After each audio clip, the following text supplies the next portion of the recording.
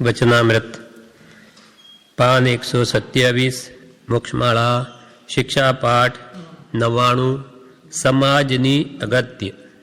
સમાજની અગત્ય. સમાજ એટલે સોસાયટી, સંગઠન. સંગઠનની જરૂર છે. કૃપાળ કે ધીમંત અને શ્રીમંત, બુદ્ધિમાનો અને ધનવાનોએ ભેગા મળીને એક સમાજ રચવો જોઈએ. એકતા હોવી જોઈએ, સંગઠન હોવું જોઈએ અને બધા ઉત્સાહથી જો કામ કરે તો જેમ વ્યવહારમાં ઉન્નતિ થાય તેમ ધર્મની ઉન્નતિ પણ થઈ શકે. એના માટે આ પાઠમાં જણાવે છે સમાજની અગત્ય. સંગઠનની અગત્ય એટલે જરૂર છે.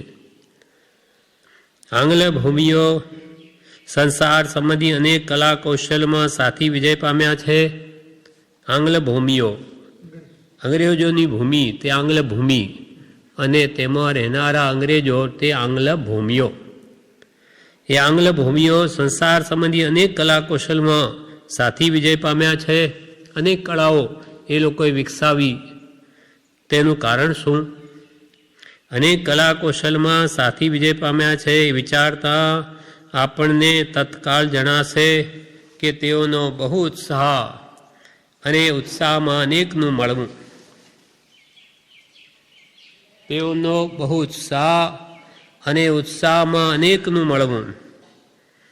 એ લોકોને કામ કરવાની બહુ જ ધગસ અને સાથે પાછા એમાં અનેકનું મળવું. બધા એકત્ર થઈ ભેગા મળી સંગઠન કરીને કામ કરે તેથી તે વિજય પામ્યા છે. કલા કૌશલના એ ઉત્સાહી કામમાં એ અનેક પુરુષોની ઊભી થયેલી સભા કે સમાજે પરિણામ શું મેળવ્યું? આંગ્લ ભૂમિઓ, અંગ્રેજોએ આવા બધા એકઠા થઈને ઉત્સાહથી અનેક કલા કૌશલ પ્રગટ કરવામાં કે અનેક આવિષ્કાર કરવામાં એ લોકોએ કેવી રીતે વિજય મેળવ્યો? તો કે ઉત્સાહ રાખીને કામ કર્યું, ખૂબ ધગસથી. અને અનેક પુરુષોની ઊભી થયેલી સભા, સંપથી ઘણા ભેગા મળી અને કામ કર્યું તો એ સમાજે શું પરિણામ મેળવ્યું? એનું ફળ શું આવ્યું? પરિણામ શું આવ્યું? તો ઉત્તરમાં એમ કહેવાશે કે લક્ષ્મી, કીર્તિ અને અધિકાર એ લોકોએ મળીને સંપત્તિ પુરુષાર્થ કર્યો. તેના ફળમાં શું મળ્યું? લક્ષ્મી, પૈસા મળ્યા કે કીર્તિ મળી અને અધિકાર મળ્યો, સત્તા મળી, અનેક દેશો પર જય પણ મેળવી લીધો. એ એમના ઉદાહરણ ઉપરથી એ જાતિના કલા કૌશલો શોધવાનો હું અહીં બોધ કરતો નથી કે ભાઈ એ લોકોએ પૈસા મેળવ્યા, કીર્તિ મેળવી કે સત્તા મેળવી એમ તમે પણ કરો, એમ કહેવાનો મારો આશય નથી. એ એમના ઉદાહરણ, એમના દાખલા ઉપરથી એ જાતિના આવા જે ભૌતિક આવિષ્કારો, કળા કૌશલો શોધવાનો હું અહીં બોધ કરતો નથી, એનો ઉપદેશ નથી કરતો કે તમે બી આવી રીતે ભૌતિક આવિષ્કાર પાછળ પડો. પરંતુ સર્વજ્ઞ ભગવાનનું કહેલું ગુપ્ત તત્વ પ્રમાદ સ્થિતિમાં આવી પડ્યું છે. સર્વજ્ઞ ભગવાને જે ગુપ્ત તત્વ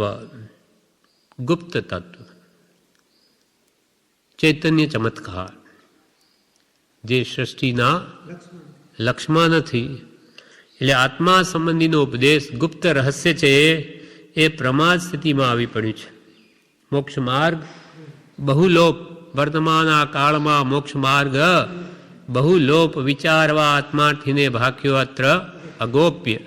પ્રગટપણે ઉપદેશ્ય આવું જે ગુપ્ત તત્વ પ્રમાદ સ્થિતિમાં આવી પડ્યું, ઢંકાઈ ગયું છે, તેને પ્રકાશિત કરવા તથા પૂર્વાચાર્યોના ગૂંથેલા મહાન શાસ્ત્રો એકત્ર કરવા, પડેલા ગચ્છના મતાંતરને ટાળવા તેમજ ધર્મ વિદ્યાને પ્રફુલ્લિત કરવા એક મહાન સમાજ સદાચરણી શ્રીમંત અને ધ્રીમંત બંને મળીને સ્થાપન કરવાની અવશ્ય છે એમ દર્શાવું છું.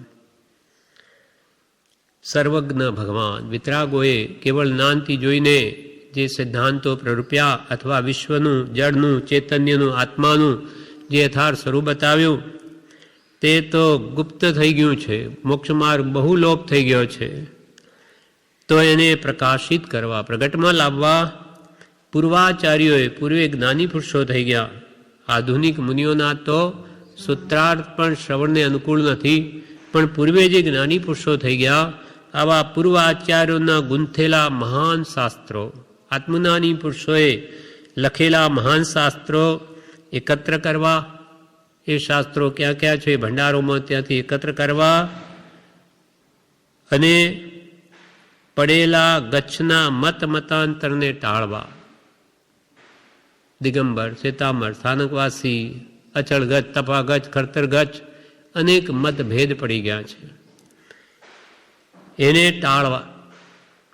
એ કૃપાળુદેવ જેવા જ્ઞાની પુરુષ જ કંઈ ટાળી શકે, બીજાનું ગજું નથી. છતાં પણ એ ગચ્છમતની જે કલ્પના તે નહીં સદવ્યવહાર.